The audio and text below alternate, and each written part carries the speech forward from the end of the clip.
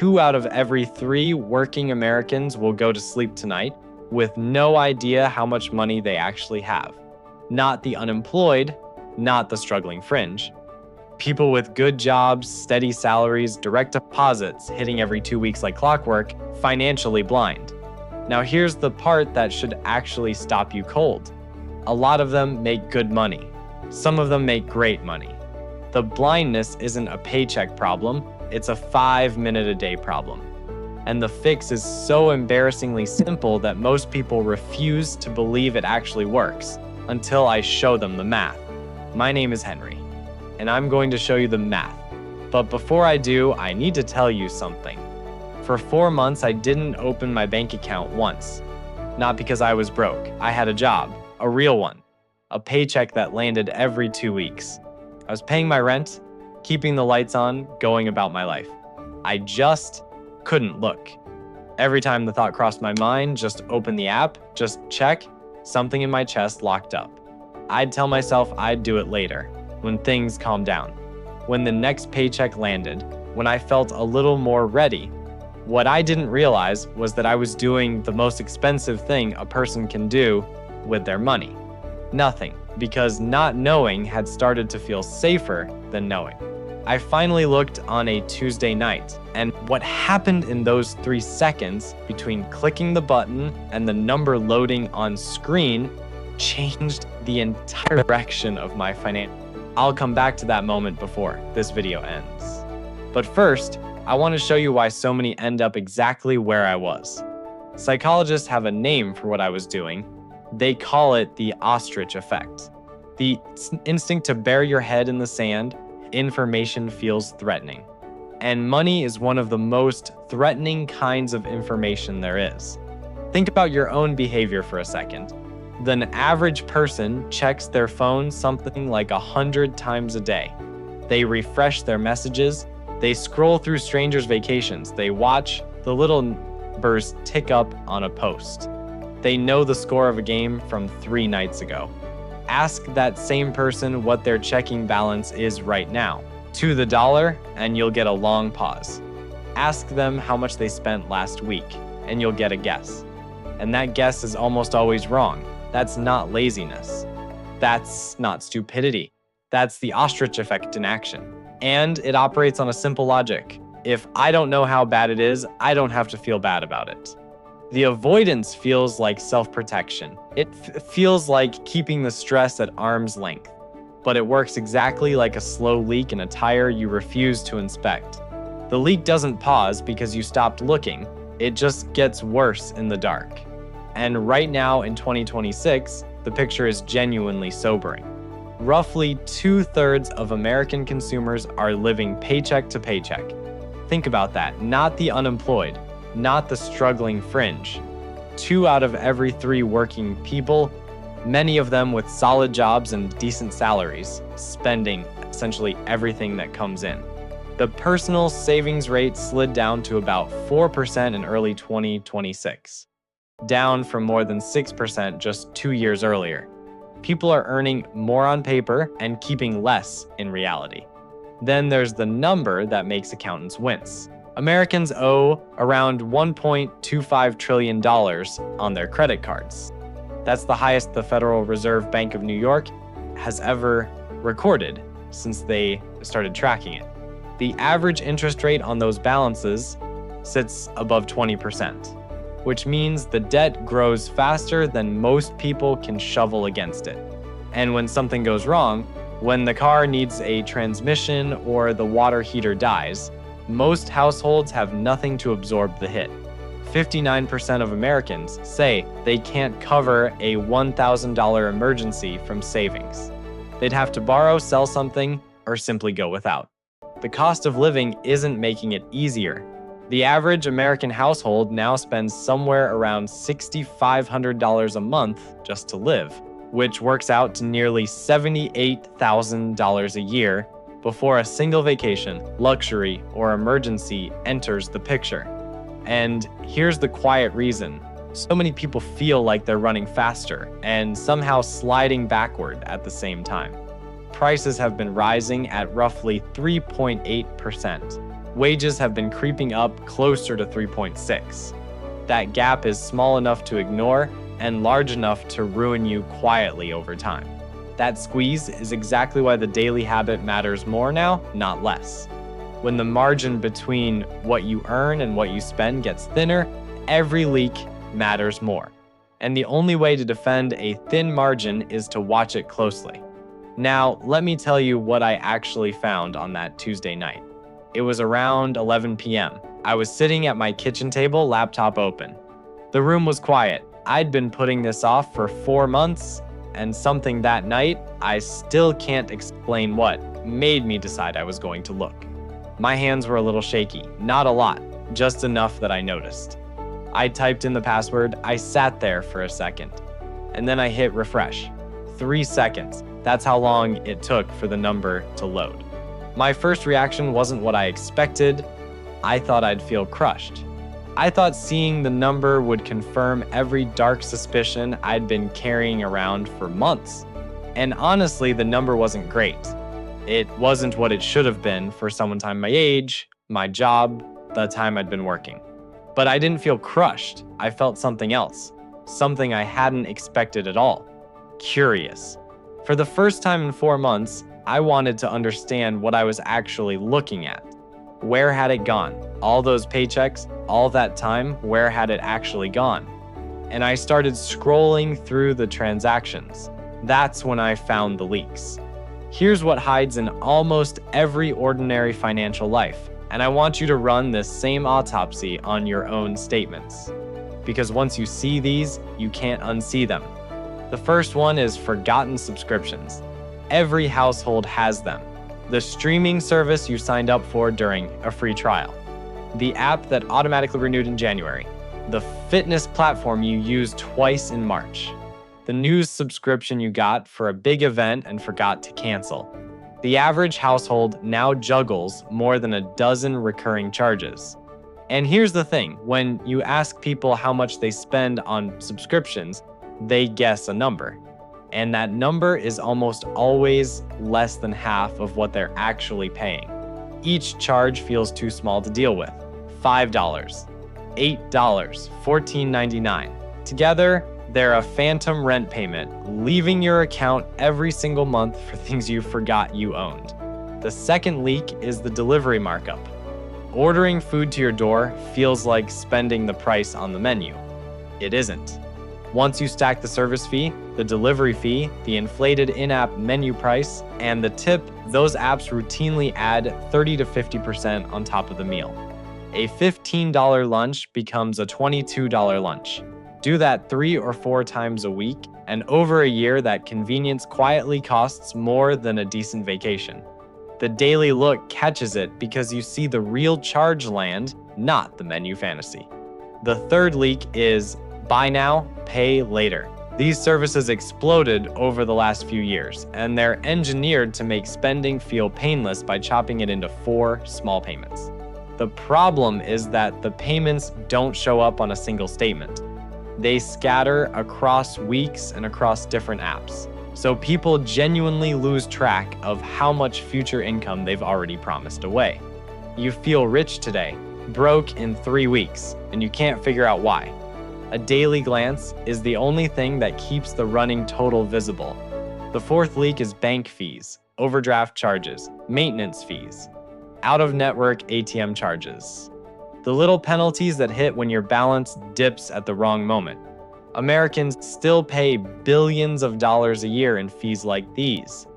And almost all of them are avoidable once you can see your balance before the charge lands instead of after. This is money you're handing over for the privilege of not looking.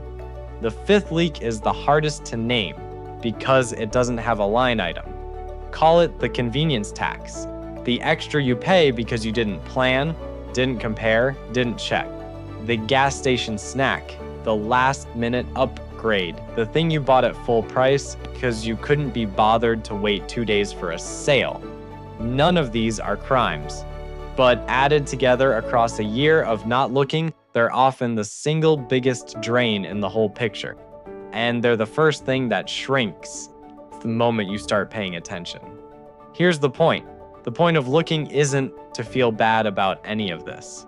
You cannot fix what you refuse to see, and you cannot leak money for long once you're watching the faucet. Awareness alone changes behavior. When you know you're going to look at the number tonight, the $4 impulse suddenly has a witness. That single shift from avoidance to attention is the difference between the people who always seem to have money and the people who never do. Now, let me say something that's going to make the income excuse very uncomfortable. Around 40% of people earning $500,000 a year report living paycheck to paycheck. Read that again slowly. $500,000 a year, and still nothing left at the end of the month. If money problems were really income problems, that number would be impossible. The reason it happens has a name. It's called lifestyle creep, or the hedonic treadmill, and it's one of the most expensive forces in modern life. Every time your income goes up, your idea of normal quietly goes up with it. The raise that felt life-changing in the abstract gets absorbed within a few months. Because now you've got the nicer apartment, the upgraded car, the slightly fancier version of everything. The thrill fades fast. Your expenses don't, and you end up running on a treadmill where the belt speeds up every time you do. More money in, the same empty feeling out. The people who escape this treadmill do one strange thing in advance. They define what enough looks like before they earn it. They decide ahead of time what kind of home is genuinely sufficient, what kind of car actually meets their needs, what level of comfort is real satisfaction rather than just the next rung. Then they aim at that target instead of letting the target float upward forever. Without that line in the sand, lifestyle expands to swallow every raise you'll ever get. With it, every raise after that point flows straight toward building your future. Picture two people standing side by side, both earning the same $150,000 a year. The first one never looks and never defined enough. Money comes in, the lifestyle expands to meet it, and after 20 years, this person has memories, a closet full of things, and almost no assets. The second one looks every day and quietly redirects a slice of every paycheck before it can be spent. After those same 20 years, at the market's long run average return, that quiet redirection grows into something north of $3 million. Same income, same city, same opportunities. The only thing that separated them was whether they were willing to look and what they did with what they saw. Which brings us to the math. And I need you to stay with me here, because these numbers are real and they are current. Let's say you redirect $10 a day. The cost of a sandwich, a couple of coffees, or one impulse buy you didn't really want. $10 a day is about $300 a month. Over a 40-year working life, you'll have personally set aside around $146,000. That's the part your brain understands. What it can't picture is the rest. Invested in a simple, low-cost fund that tracks the broad US market at that market's long-run average return of roughly 10% a year. That $10 a day grows to more than $1 million. From sandwich money, because the market did the heavy lifting while you did the small, boring daily thing. Let me give you the conservative version too, because honesty matters more than hype. If you assume a more cautious 8% instead of 10%, that same $10 a day still grows to over $1 million across 40 years. The exact landing spot depends on the years you happen to live through. The direction does not. Want it faster? Push the daily step to $25, roughly the price of one modest takeout order. At the market's historical average, that habit crosses $1 million in about 25 years, and it keeps climbing toward 1.7 million if you give it 30. The lever that moves the outcome most isn't picking the perfect investment. It's the size of the daily step and the number of years you let it compound. There's an old shortcut worth knowing called the rule of 72. You take 72 and divide it by your annual return, and that tells you roughly how many years it takes for your money to double. At 10%, money doubles about every 7 years. A dollar you invest in your early 30s has the chance to double and double again and double again before you retire. The dollar isn't working harder than you. It's just working longer. And it never asks for a day off. Now think about one ordinary expense. $7 a day, the cost of a coffee you buy every single morning on the way to work. Most people would swear that habit is meaningless. Just a small pleasure that couldn't possibly matter.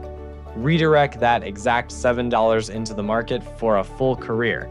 At a cautious return, it grows to roughly $743,000. The coffee was never $7. The real price was $750,000 paid quietly over a lifetime. And almost nobody ever sees the receipt. I want you to stop for just a second. Because I know how this sounds. It sounds like math. But what it actually is time. And time is the one thing you cannot buy back. If any of this is clicking for you, the habit, the math, the leaks, hit subscribe right now. I break down exactly this kind of money behavior every single week. And what comes next in this video is the part that actually makes all of it stick.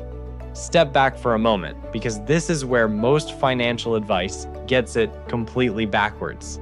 The standard playbook tells you to build a perfect budget, summon enormous discipline, and white-knuckle your way to wealth through sheer willpower. And that approach falls apart for one simple, well-documented reason. Willpower is a finite resource. It drains throughout the day.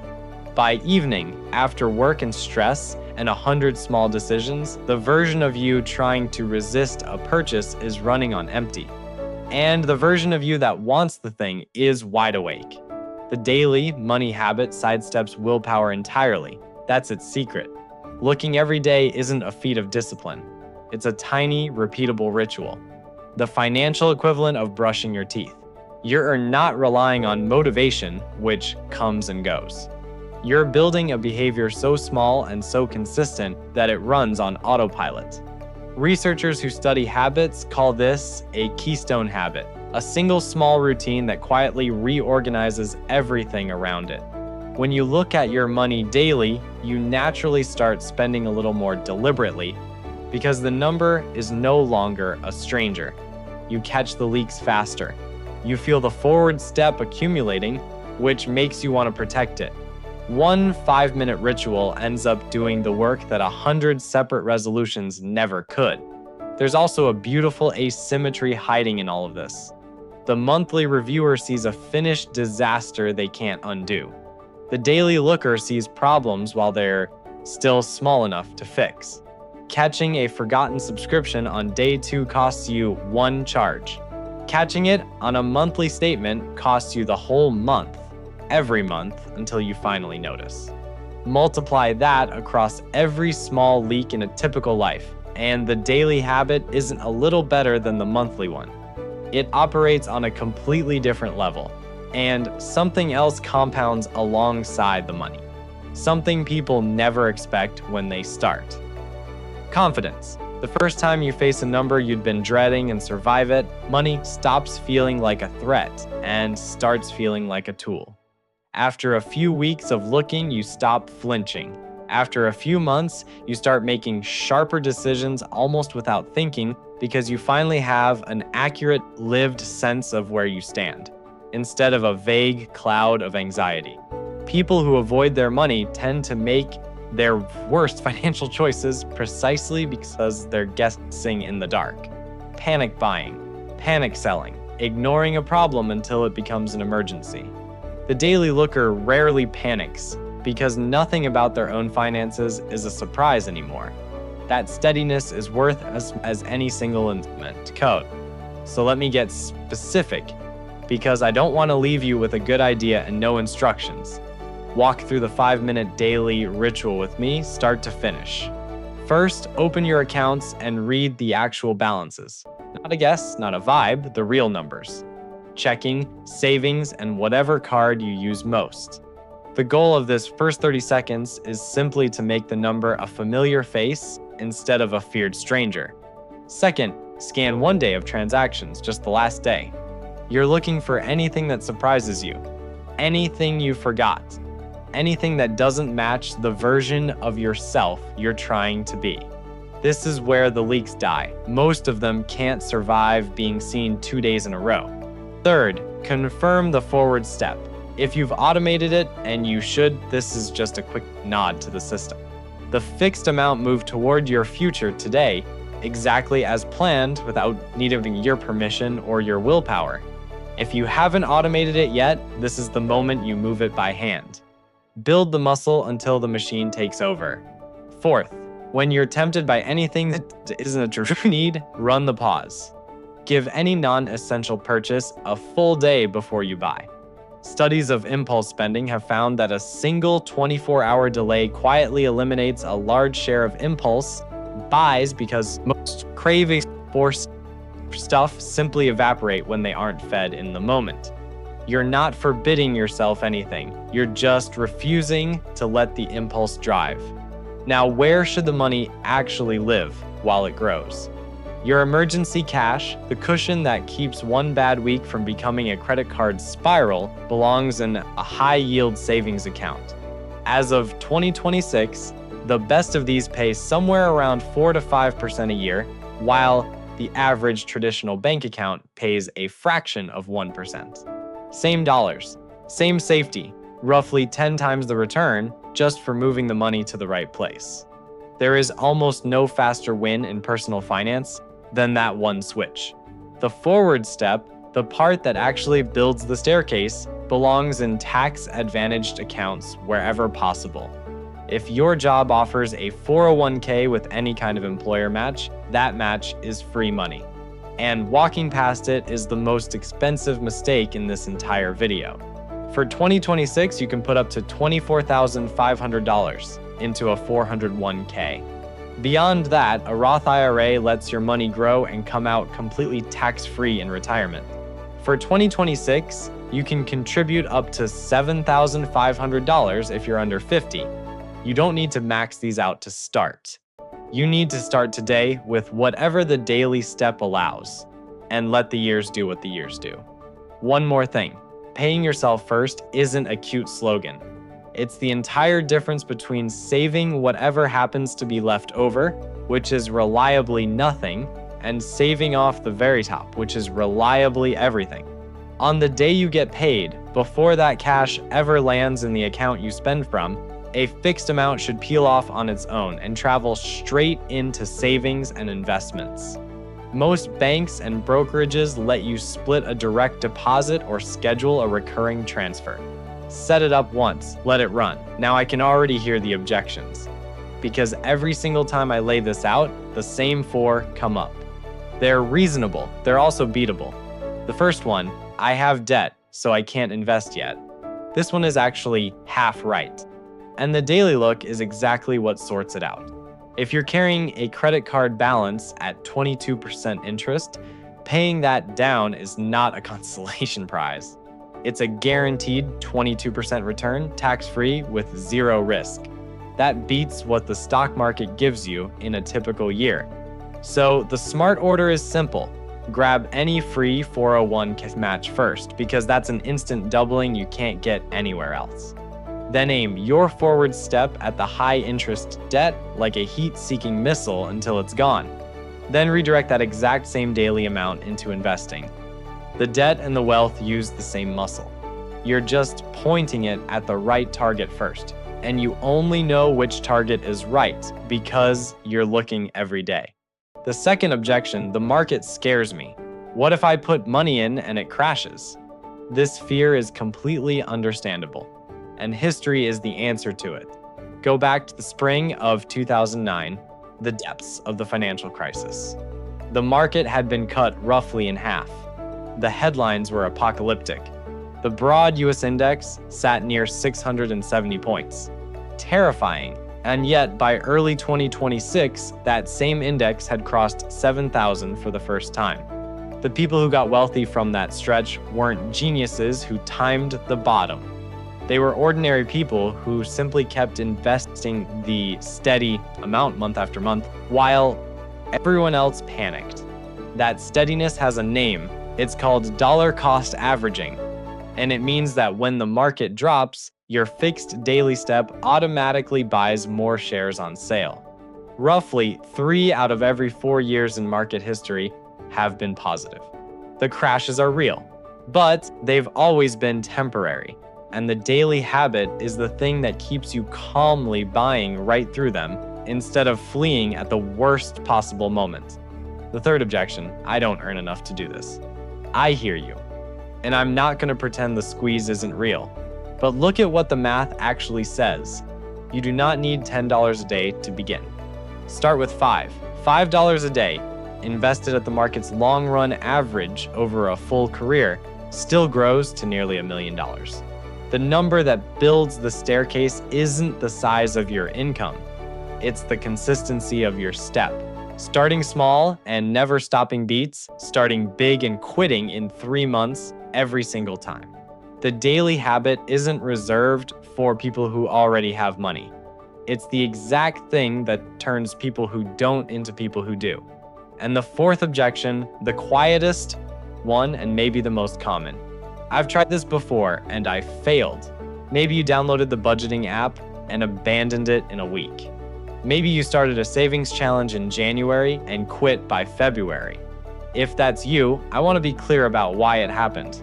Because it almost certainly wasn't a lack of discipline. It was the all or nothing trap. You set a heroic goal, you slipped once. And the moment you slipped, the whole thing felt ruined. So you walked away entirely. The daily look survives slipping precisely because it's so small. Miss a day, look the next day. Spend more than you meant to on a Tuesday, the habit doesn't collapse because the habit was never the perfect month. It was just the next glance. There is no failing at this in any permanent way. There is only looking or not looking today. That forgiveness built into the design is the reason it sticks when everything more ambitious fell apart. Now I need to address something that freezes two very different groups of people. The young who feel like they have all the time in the world, and the not so young who feel like they've already missed the boat. Both are wrong, and for exactly the same reason. Time is the single most valuable ingredient in this entire recipe, which is precisely why you cannot afford to waste the years you still have in front of you. Look at what waiting actually costs. Someone who starts the $10 a day habit at 25 has a real shot at well over $1 million by the time they retire. Wait until 35 to begin the identical habit, and that final number can be cut roughly in half, because you handed the market 10 fewer years to do its doubling. The decade you delay doesn't cost you 10 years of small contributions. It costs you the largest doublings of all, the ones that land at the very end, when the balance is biggest. That's the warning for anyone young enough to still be treating this as a future problem. And now the reassurance for the late starters, and I mean every word of this. The second best time to start is right now, tonight. If you're in your 40s or 50s, you may not match the person who began at 22. But the gap between starting today and starting never is not some smaller number. It's the whole difference between a secure, dignified future and a frightening one. A habit begun late still buries a perfect plan you never start. The staircase doesn't care how old you are when you take the first step. It only cares that you keep taking them. So let me tell you what the first 30 days of this actually feel like. Because knowing the emotional terrain ahead makes it far easier to push through. Week 1 is uncomfortable. I won't pretend otherwise. The first time you open accounts you've been avoiding, the number tends to sting.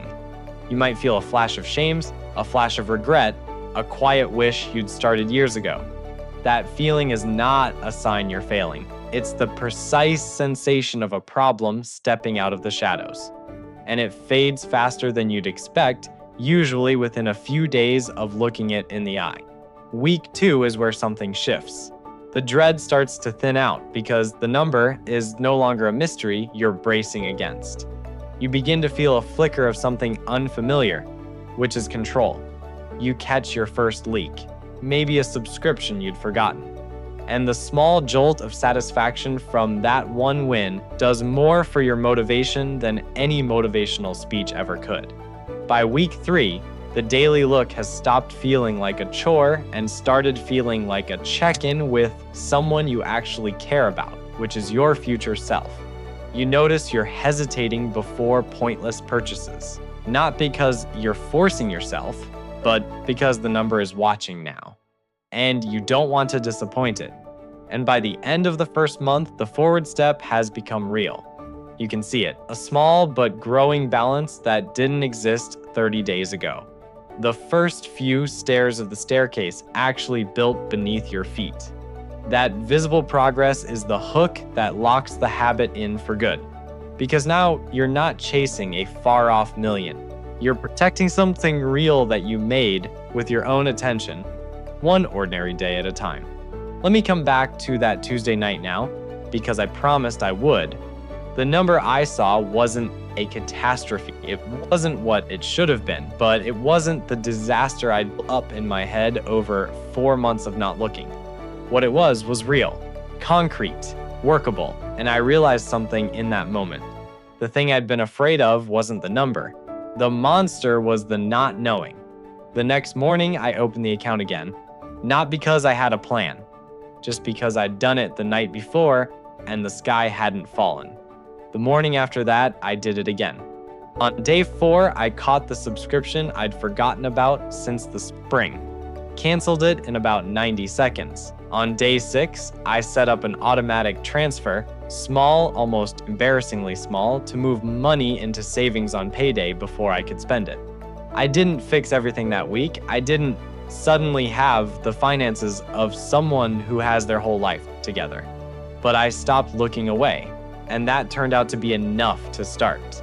Some months later, the balance looks different. Not because anything dramatic happened, because 1,000 small moments that used to disappear in the dark now have a light on them.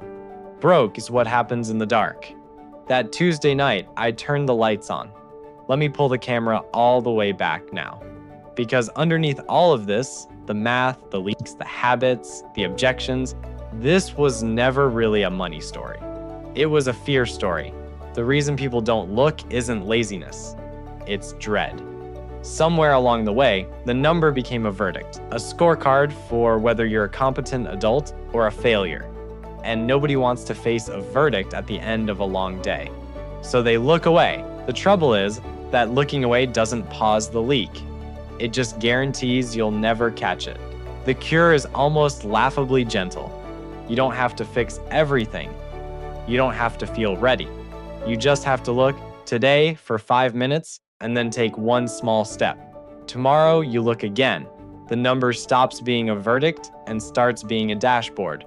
Just information you use to steer. And once that switch flips, staying broke becomes genuinely hard to do. Because broke is mostly what happens in the dark, and you've turned the lights on for good. There is one honest thing I owe you before we close. Looking only works if you understand what you're looking at. You can open your accounts every single day, but if you don't know the difference between an interest rate and an annual return, if nobody ever explained how compounding actually works, if you've never understood what a Roth account is, or why the 401k match is free money, then you're staring at a dashboard in a language you can't read. The daily habit gives you attention, but attention without understanding is just anxiety with extra steps. That's why I put together a full breakdown of exactly that foundation, the financial literacy starting point that every confident investor quietly built first. It's the most natural next step from here, and it's where this entire journey is supposed to begin. The video is right there waiting for you, because the truth about the staircase, the one climbing up through the clouds toward that one glowing number, is simpler than it looks. It was never really built out of cash. It was built out of two ordinary things, repeated.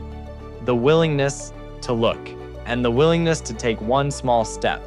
Every single day. Almost nobody does both. The ones who do don't end up broke. They end up at the top, wondering why it ever looked so far.